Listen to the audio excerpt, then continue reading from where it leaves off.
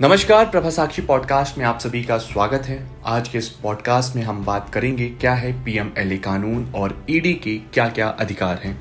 तो आइए सुनते हैं आज के इस पॉडकास्ट को। लेकिन इससे पहले अगर आपने हमारे चैनल को सब्सक्राइब नहीं किया है तो ज़रूर कर लें, ताकि आप रोज ऐसे ही इंटरेस्टिंग और जानकारीपूर्ण पॉडकास्ट सुन सकें।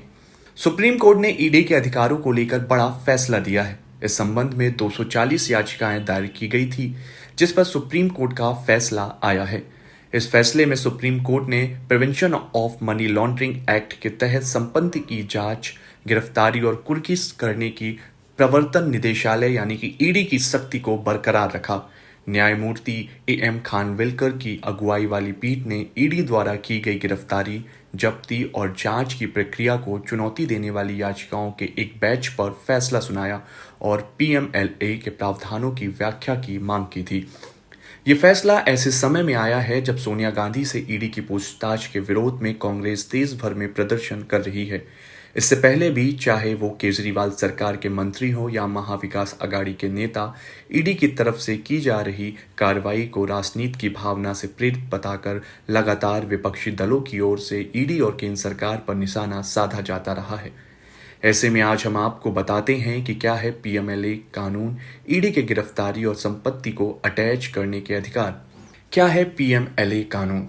धन शोधन निवारण अधिनियम को 2002 में अधिनियमित किया गया था और इसे 2005 में लागू किया गया।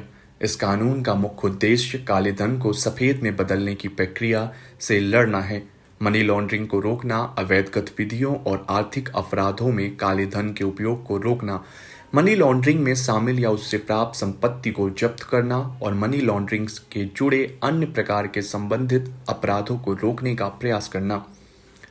क्या करती है ईडी?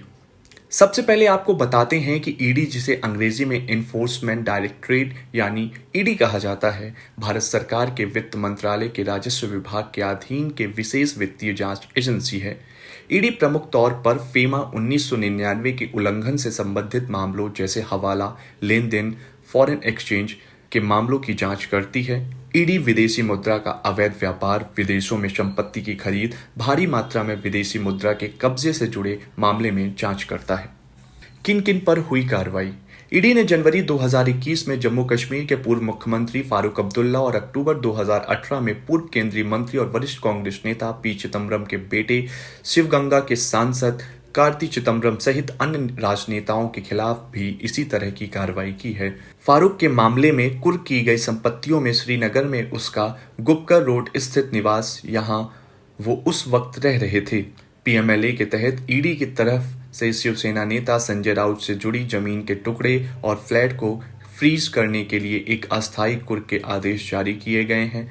यह कुर्की मुंबई में एक चौल के पुनर्विकास से संबंधित 1034 करोड़ रुपए के भूमि घोटाले से जुड़ी मनी लॉन्ड्रिंग जांच से जुड़ी है। पश्चिम बंगाल सरकार में मंत्री पार्थ चटर्जी पर भी ईडी की कार्रवाई लगातार जारी है। आरोपी की संपत्ति अटैच होती है तो क्या होता है? सबसे बड़ा सवाल कि क्या इसका मतलब यह है कि राउत, जैन या किसी और जैसे व्यक्तियों को तुरंत इन घरों या कार्यालयों से बाहर कर दिया जाता है? जरूरी नहीं है कि ठीक ऐसा ही हो। ईडी द्वारा जारी अंतरिम कुर्की आदेश किसी संपत्ति को तत्काल सील करने का कारण नहीं बनाता है। उदाहरण के लिए फारूक अब्दुल्ला ने अपने घर में रहना जारी रखा, जबकि मामला अदालतों में लंबित रहा। चिदम्बरम परिवार ने भी नई दिल्ली में अपनी संपत्ति का 50% कुर्क होने के बाद भी उसका आनंद लेना जारी रखा। आज के लिए इतना ही। अगले पॉडकास्ट में किसी और मुद्दे पर देंगे आपको विस्तृत जानकारी। तब तक के लिए जुड़े रहें प्रभा साक्षी के साथ। अगर आप भी लेना चाहते हैं देश दुनिया की तमाम जानकारी, तो आज ही सब्सक्राइब करें हमारे चैनल को। साथ ही नीचे दिए बेल आइकन को जरूर दबाएं ताकि हर अपडेट आप तक पहुंच सके।